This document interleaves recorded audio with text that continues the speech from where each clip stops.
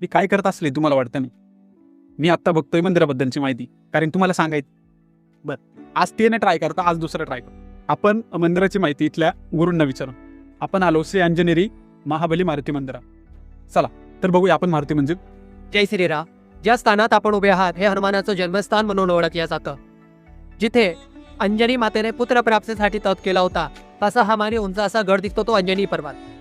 अंजनी मातेने भगवान शंकरांची तपश्चर्या केल्यावर भगवान शंकरांनी पुत्रप्राप्तीचं वरदान अंजनी मातेला या गडावर दिलं. हनुमानजी बाल्यावस्थेमध्ये सूर्याला मधून खाण्यासाठी आकाशात उडाले, ते याच गडावरून त्यांनी आकाशात उड्डाण घेतली होती. याचे काही प्रमाण आणि अवशेष आपल्याला या गडावर बघायला मिळतात. आपण याच अंजनी पर्वतावर उभे आहात, जो हा पर्वताचा खालचा भाग. म्हणतात की अमृताची काही थेंब नाशिकमध्ये पडली होती, म्हणून 12 वर्षात एकदा कुंभमेळा भरतो. म्हणून या अमृतभूमीमध्ये जी काही तपश्चर्या केली ती लवकरात लवकर पूर्ण होते. आणि असंच तप अंजनी मातेच्या वडिलांनी त्र्यंबकेश्वरमध्ये केलं होतं, ज्यांचं नाव आहे गौतम ऋषी, ज्यांनी ज्योतिर्लिंग स्थापन केलं त्र्यंबकेश्वर.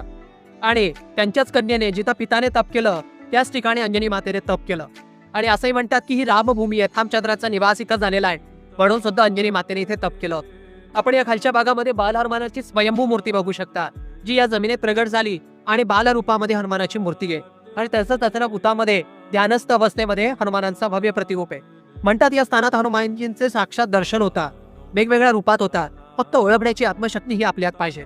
म्हणून इथे जे काही आपल्या मनातली इच्छा किंवा मनोकामना असेल तर भक्तांनी इथं नवस पद्धतीने जर केली तर ती लवकरात लवकर पूर्ण होते.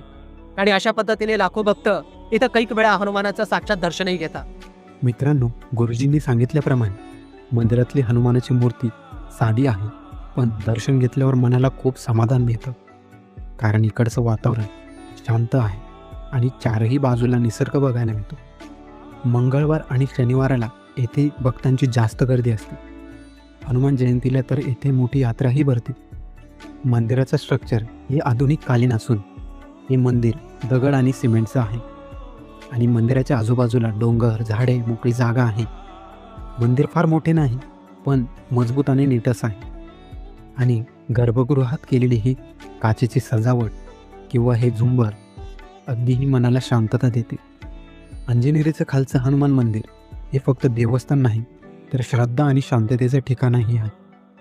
तुम्ही नाशिकला आला तर या मंदिराचं दर्शन नक्की घ्या आणि कमेंटमध्ये जय हनुमान टाकून आपलं पेज फॉलो करा आणि इतरांसोबत शेअर करा.